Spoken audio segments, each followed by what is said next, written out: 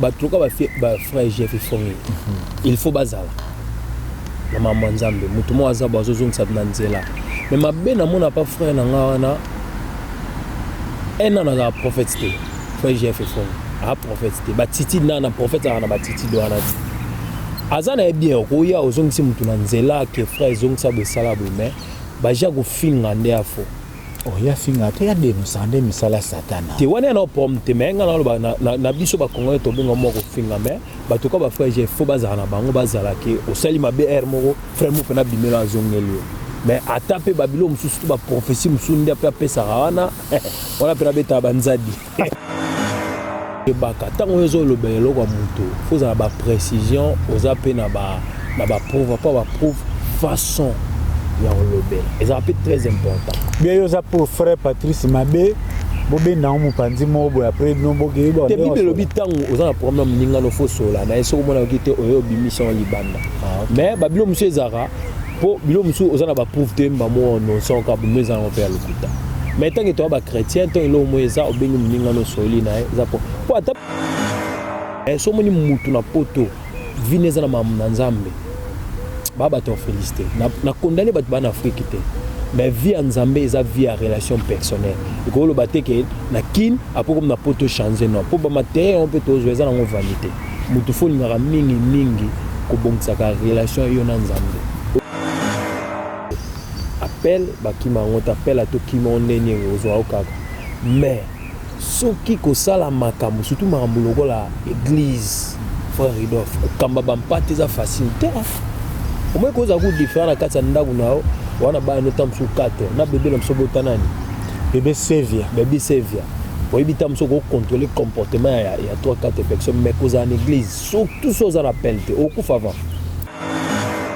bato omoni so mo bato musu ba titi na bango za na ba TV wana ozomona ke ba se na Nzambe ba chantre au moins après que passer alo ba bepwana ani na kwiti frère of maram to mo mona frère na ebisa mam to mo mona mama Nzambe ngapi na moko passer azolo ba na ke na kwiti frère of ngapi na ndina kol na église ba protestant bonde na ba discipline na église ndenge zala mutu musu mona pena au moins après que pasteur aye na kati ya réseaux sociaux pour venir kolobaki koyoka musique profane ezala ngo lisumu te mais parole de Dieu ezolobela biso derrière ya parole nyonso un esprit ezala na kati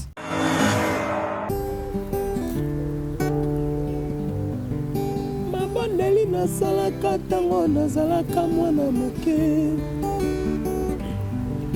biloko mosusu nasenga te lelo yokomi opesanga ngo kaka komi osale nanga moko pe na komi okama lelo yo komi opesi na bandeko nanga pe bakomi okama. Salut à vous tous très chers internautes, amis de Tonton Promo TV sur YouTube et amis de Congolese Business, votre page Facebook. Au micro, votre humble serviteur Ridolf Nkosa, Tonton Promo Rido pour les intimes. Un Quinois en Angleterre. Lélo, tu veux échanger juste. Na un frère qui est dans les gospels, notre bien-aimé héritier Songolo, communément appelé héritier de Jésus. Na bengi c'est à tout échanger kaka moi ba petit claque, moi de petites astuces, moi de petits trucs pour isoler cas au sein de l'église corps du Christ. C'est avec lui que nous allons échanger.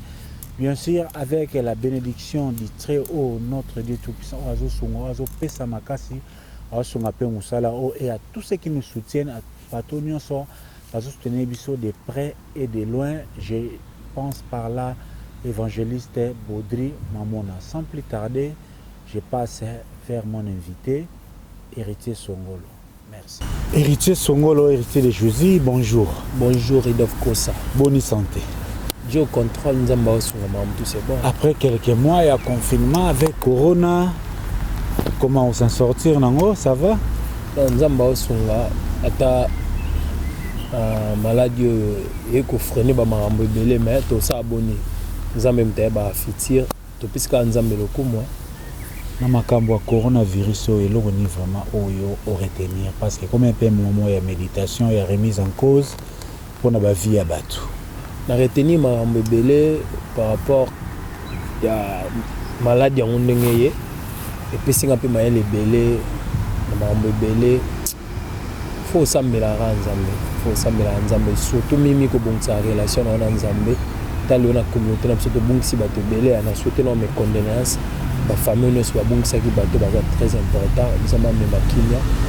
banda ba momo to lekino ya ba corona oyo etenga mambo belé ope na bakisi ba bilo belé pe na vie nanga ndeni to ko sala pona mbala sima quoi na sanso. Vraiment, Héritier Songolo, on a bien acquis, aux amants qui ont chanté basé à Londres, aux œuvres na musique chrétienne ou gospel music en anglais. Les lots na bien échangé na biso kaka, to kabla peka makanisina yo kayope, aux appels moko azo contribuer à l'église en tant que chanteur aux ana part munene. Les lots église biso to publiaka, to za acteur na ba média et combien un moment soko tchepe na poste qui concerne l'église. Elle m'a toujours hésité, elle m'a toujours commenté est-ce qu'aujourd'hui, après le scandale, il y a un sextet, il y a un grand musicien autour de la après la remise en cause de la discussion, il y a un pasteur, notamment sur les positions, il y a un pasteur, il y a un gouvernement, est-ce que les gens, ils mérité de croire sous na bino basala nzambe ba chantre tout comme ba pasteur. Merci pour la parole, frère Ridolphe. Nzamba zaneka nzamba mawa. Ça c'est toujours mawa. Moi le problème est ça, nga na benga ezana batu belé lelo ba na mama nzambe baza ba paya. Est-ce que vous comprenez? Baza ba paya. Omoni pe sala pe succès maza mo paya. Muto azana lelo kwa nzambe to muto nzamba tinde mission na kata corps de Christ agoza mta ba désordre te. Bato zomona ba oseme ba désordre. OK na ba chante. OK na ba passer ba terre. Somi ka muto mo zo semer désordre na corps de Christ. Considère maman za mo paya. Ah déjà mo paya. Mais esika ba faux baza ba vrai pe baza. Mais nzambe to monyango nzamba misi bato au biso monto moni tam susu moi déjà na culture na biso moto déjà nzamba élevé to tsaki na place mo boye ozo kwa na mambolo mais gloire à Dieu nzamba zo bimisa ba oyo ya bien nzambe pas zo talisa ba oyo ya mabe ata biso no toza parfait mais ba modèle pe baza ne peut pas so y pas ta que chante to le bani lozo yemba boye ozo bon ça je le tout monde avant au libayo sa l'église na yo pour comme kaka lelo to comme na pasteur Ali Papa pasteur Mike Alambai pasteur Denis Ngonde kutu depuis il y a Patrice kutu depuis ce que ça nous appelle ou bien kaka ndenge bato ba église koyembe comme na ngo business o talake pour kanga susu moni ben soko koti na cher o kanga su masolo bien ko ta face appel bakima ngote appel bakima ngote appel à to kimonene ozo okaka mais soki ko sala makamu surtout makambo lokola église frère Ridolphe kamba bampati za facilité au moins koza ku différent na kati ndaku nao wana ba no tam su 4 na bébé na msobo tanani bébé Sevia oui bita msoko contrôler comportement ya 3-4 personnes mais koza en église surtout so za appel te oku fava église eza na mambo belo mona wana papa ko peut mater sous ces grâce autant la théologie autant notre théologie pour méater mais ce qu'on appelle wana quoi kamba ba brébité kufa au bendalio avant na vina mais ce qu'ils appellent nzambe tabenga pour méater mais na batant to komi nzambe alaxa muto aza passé pour nga ça ba 5 ans na ça ba 5 ministères na ba ratiti dia pasteur na ba ministère zana nini pour ba non 5 ministères ne tous en apôtre tous en pasteur tous en évangéliste tous en docteur tous en prophète ce ba tout ba prophète nga ta batumso ba pesa ba prophétie na bangwa na ba TV au moins prophète atiti na expérience on na 5 ministères on a sala ba cours ba théologie de tangi ba na nzambe na ndeponga la fanda na ba prophète na ba kinwana frère Ridolphe ba vanti prophète na asa muto amema désordre te ba titi ya prophète même ba prophète ba bato akina sozo mo déjà muto zo na prophétie ya ko panza bato ba monsieur za ba imagination azo imaginer na eka on va panza nini Jérémie pando ya na prophétie ba ndako panza te me ba prophétie musu professeur Jérémie anome makimia te te meza ba prophétie musu se mema makimia mais prophétie ne tolo ba muta okufa dans des jours pour legi na tevo zolo ba o ozo bosa te ke muto no zolo ba pe na famille On comprend. Un prophète, titi da prophète. Prophète a muto aloba. Titi da prophète oyeba, évangéliste oyeba, pasteur oyeba. Apporte route de apporte ça muto atonga avec église par-ci par là. Mais tout ça abonné nzambe ka gloire à Dieu pour monde dans les réseaux sociaux kalaté batu ba maele. Batu ba maele makasi frère Rodolphe. Et loko loba mutu so fan na boy. Asali banalise nango. Il faut faire attention à un moment de comique. Ce qu'on dit toujours mon aboye évoluer comme Kendawa comme bima attitude nini pasteur de l'église à cause par rapport à l'autorité. Pour quand même à maison les kanamboka disons les gens pour citer bakate on pouvait citer baka ya ba évêque Mokuna papa de Nile Sabini makambo azoko étalé na TV lelo que ben veille patriotique a évité sur les sur le bizarre lukuta mais bango nyonso ba banana bango ko lia ba tellement oui on comprend que le gouvernement les ana église zo aider gouvernement pour qu'ils les amboka gouvernement pas na devoir ya ko accompagner ba église mais marchandage wana oni ba passer sur le wa cop ça de liste on est to kendaka to bendaka to sali programme to sala ni culte na stade to futu ko tikala to kabuli il y a des pasteurs liboso na présidence ba o bazo bunda likolo ya mbongo ba passer musuba ko benga ba konzi boy nzondo lobi na ti 8h soko pesi 8 millions to ko kufa était songolo to tikala biso église bien spoto ke ngale question na ngale o ba téléspectateur ba tino mingi to kende wapi pasteur ni to yokela kasi omo na ebiso na zongi na zongi na réponse na ebiso ça na batu nsupe nzamba tombola ki na corps du Christ me ba paya omoni frère Rodolphe toto lo l'église batu ba mambo trop église a bâtiment te église eza yo moto yo mona ta Yesu otika ba yekola ke no sambela otobenga ba kilt personnel o lo tozana na église na ba kilt communautaire lelo les saluts individuels mutu au moins lelo bateau baza dessiner na quatre église o ba linga suma mo église ya bateau ba tiaki espoir que pasteur na ngaza lokola nzambe ata nzamba tomboli mutu fe ba ke mutu wana pe azana parfait mais eloko biso toyeba mutu komi mokambi ya ba brebi fuza modèle so ba pasteur monsieur belé ba bosana ke ti azo legana na teva loba azana bateau batala kai tango oye olobi lo mo ke tolia ki mbongo biso nyonso obi combien bato oyo beti mitema na tawana to ezaki tamso pona sentiment okyo bayeno babilo no makasi yo sel no so babilo no bakweti pasama me la bloga makasi ngala bi mutu te mais bato omoni so moni bato musu ba titi na bango za na ba TV wana ozomona ke ba se na nzambe ba chantre omo apena ke passer alo ba bepwana ane na kweti frère of mam to mo mona frère na ebsa mam to mo mona mama nzambe ngapena er moko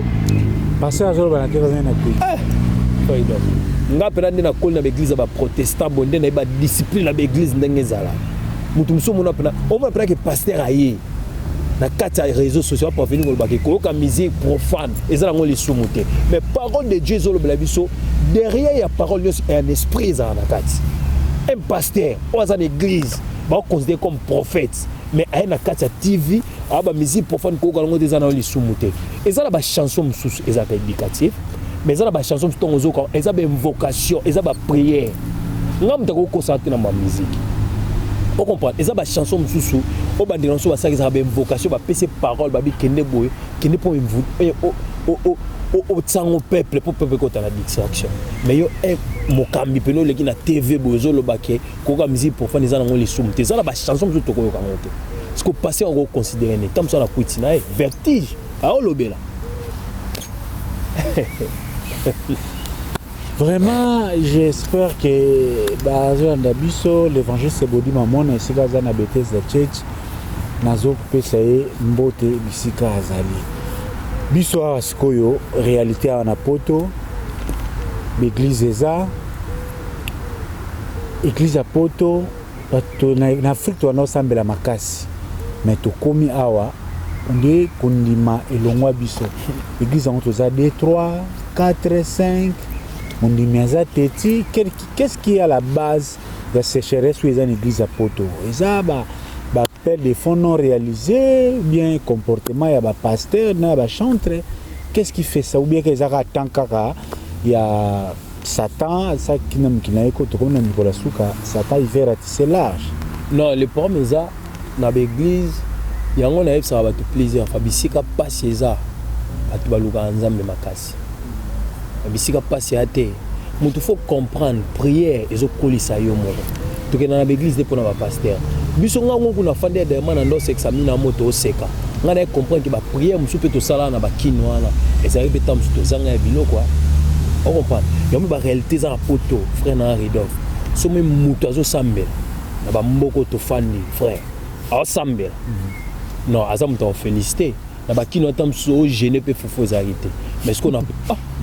bisous na ba que tu bête ba sec mo beto ah frère Naridov non. Au prier pena au fond les jeunes, au go mela poto ngai. On comprend. Mboka na mboka eza na ba réalité na mais so moni mutu na poto vineza na nzambe baba te félicité na condamné bat ban Afrique te mais vie en Nzambe eza vie à relation personnelle et ko lo baté que na kin après comme na poto changer non pour ba maté on peut toujours eza na vanité mutu fo ngara mingi ko bongisa ka relation yo na Nzambe o ko sala ngo. Merci beaucoup et qui bref entretien vous avez na ngone hérité sur moi mais toko jamais que aussi c'est le solo sans que ba quand même yo mon personnellement au stade où toujours ça l'émission où vous en a niveau nini na carrière non musicale qu'est-ce que tu fais ou na confinement aujourd'hui qui quand retard ou bien après confinement qu'est-ce qu'on peut attendre d'héritier Songo? Non nga d'avance na travail na chaque jour des alanda ko ba travail personnel et logo na regretter quand même Nzamba zone ka lokumu de tout cela ba projet na so non nga au niveau pour 4 concerts année 2021 mais Nzamba ka zone lokumu toujours zelano ba mambo efunga ba mambo esila toujours se préparer ba clip na biso nega ezala artiste mais toujours tikate ko ça la promotion toujours nga pena na ciblé na Congo na ciblé Congo pourquoi eza ba payer au biso to botami promotion eza makasi mais héritier Songo laza na préparer deuxième album na o eza na 18 chansons 18 ben 15 wana zo benga o to za na système ya 2 volumes premier on a 2 volumes premier volume na deuxième volume premier volume est à volume ba worship ka kilt église on peut continuer na kata kilt na ba chanson ba prière le kwa nazo luka yo banzembo le kwa te ba nimité matemesa na CD monsieur zaka ba rumba au fond ko tomozo ka ba rumba ka le kwa libondeli akala o na sala ba mambo belé mais toza to travail biso to ba chrétien travail dans un niveau nini ils ont un niveau maquette studio déjà ngena connecté na côté je la chanson monsieur soir tu vas chanson monsieur après déjà na ba na séance na ba artiste et puis quand on a ba problème matanga avant Nzamba sunu na mo ici na ba na ba travail na ba artiste c'est il y a aussi des featuring attendu pour réseaux sociaux comme ka bongo tantôt l'homme sur le boye na frère maintenant normalement na nzemo boto c'est pour pendant 6 ans moi za na mboko mais abena lo abena to pour faire chanson moi bien mais abena ba kombo na été chanson mo bitoko ya rumba bitoko ya na maloba moi bien penza nanga moto to manzema ngomi banzema so yemba ngo salon na bien quoi mais to c'est préparango c'est comme il près déjà Ridov Kosa to ya gaga vraiment est-ce que l'album mango sur les plans soutien ça na compte il y a fondation héritier Songo ou bien vous avez déjà un producteur ou soit est-ce que vous avez ouvert na collaboration producteur tout ça va gaza nga ouvert na collaboration mutinyo sanga azala to collaborer na eza na promoter to boa ali sumite mutazaka na besoin de sumite zaka nzambe mutinyo so héritier na soutenir yo to za na héritier na salobe to za na ndenge pe to za to papa album ya ba yeso bien c'est na beauté maman na ba soutenir héritier ba passer Alexis Nzunga ba kabela ba mbongo ka pona 6 CD c'est normal ba vina nga Pascal Chioka ah non obi ah viwana Pascal Chioka Nzamba pambola na sa ba fiche na mboka ba fiche minene apesa nga pena mbongo Nzamba pambola bo c'est intelligent ya te munganga na souhaiter ba susu parce ba kutana na ngona famille Nzamba pesa toujours kimia bisto le kala banzela wana Nzamba zo lokumu mais mutuno ça a besoin son héritier porte ça au fond surtout na ba moment na ça ba clip nto héritier na mona chemise mo abc la clip Nzamba ga zo lokumu to boya na biso na sans soin Olandaka frère Jeff Ifonge na évangéliste Baka, Roger Baka. Kolanda na tala bango mais ko fanda pino tala 30 minutes bete mais na tala bango. Il faut on a 25 euros na bandela on.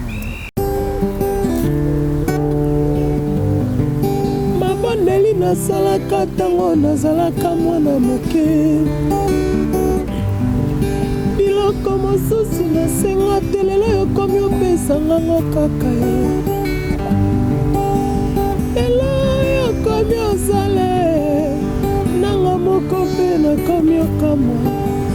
lelo yo komi opesi na bandeko nanga mpe bakomi okamwa yawe oza malamu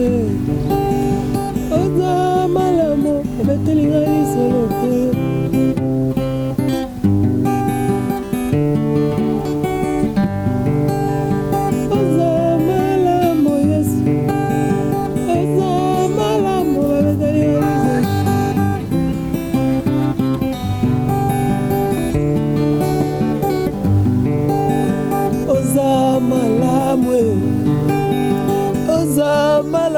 babetelinga lisolo te